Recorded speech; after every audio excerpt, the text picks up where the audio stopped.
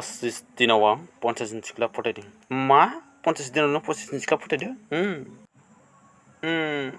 बिदिबा आंबो सिख्ला फथायगोन ना। जानला मोनलाया जानाय नङा। बिनि थाखाय हाइट जानांगोन, गोजौ जानांगोन, अब्लासो जागोन।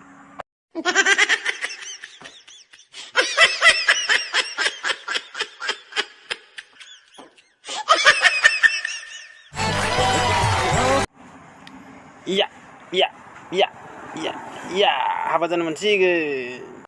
फैथ'ल' साला सालिखौ दिनै गाग्लि होगोन आं इखो। अक्सय रागा जोंदों नामा हा नोङो?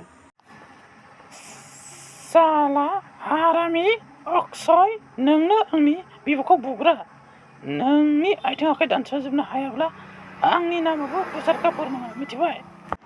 हले आंबो रायलायनो फैसासो 1 2 3 4 9 6 सिरथा साला हारामि अक्सय, नों बुंदोंमोन ना 25 दिनाव आं 50 दिन सिख्ला फथायदों। बोरो दा 25 दिनाव सिख्ला फथायनाया बेनो? साला कुत्रे, नों मिथिगौ ना नोंनि खोथा लाना आं बेसेबां बुजादों मानसिफोरजों हा बिगुर जिलायजासे।